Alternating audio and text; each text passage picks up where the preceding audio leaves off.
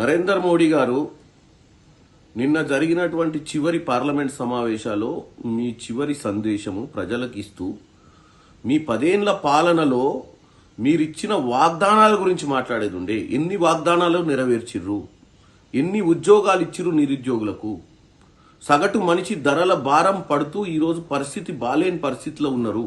మరి మీరు 10 ఏళ్లలో భారతదేశాన్ని ఎంత పురోగతిలోకి తీసుకెళ్లిరు, ప్రజలు ఎలాంటి పరిస్థితిలో ఉర్రు అనే దాని మీద మాట్లాడకుండా మీరు కేవలం కాంగ్రెస్ పార్టీ మీద విషం జిమ్మడం తప్ప ఏం చేయలేదు.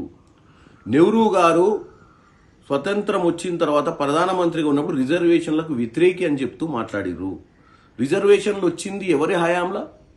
విద్యా సంస్థలు వచ్చింది ఎవరి హయాంలా? ఇందిరాగాంధీ గారు ఆమె 13వ ఏటనే ఆమె రాజకీయాలలోకి వచ్చిర్రు.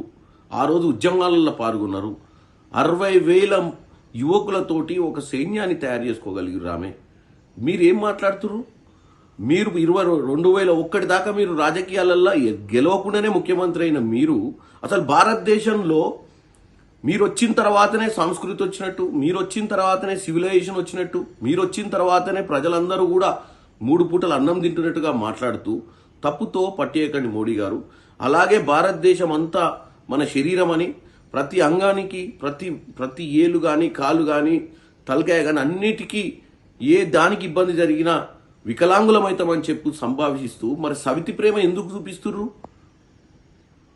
కాంగ్రెస్ పాలిత రాష్ట్రాలకు ఇవ్వాల్సినటువంటి నిధులు ఇవ్వకుండా వారిని ఎలా అయినా ప్రజల మధ్యన వాళ్ళను సరిగ్గా పరిపాలన అందకుండా చేయడమే లక్ష్యంగా పెట్టుకుంటున్నటువంటి మీరు దయచేసి అందరిని ఒకేలాగా చూడాలి. మీరు కేవలం కాంగ్రెస్ ముక్త్ భారత్ చేస్తా అని చెప్పి ప్రతిజ్ఞ చేసిరు కాబట్టి గతంలో ఉన్నటువంటి కాంగ్రెస్ నాయకుల మీద తప్పుడు ప్రచారం ఇస్తూ ఇప్పుడున్న నాయకుల గురించి వ్యతిరేకంగా మాట్లాడుతూ కాంగ్రెస్ పాలిత రాష్ట్రాలలో ఏదైతే ఇండియా కూటమిలో ఉన్నటువంటి రాజకీయ పార్టీలు ఏలుతున్న రాష్ట్రాలను కూలగొట్టడమే ఒక పనిగా పెట్టుకొని మీరు చేస్తున్నటువంటి ఈ యొక్క కార్యక్రమం ప్రజాస్వామ్యాన్ని దెబ్బతీస్తుందని తెలియజేస్తున్నాం.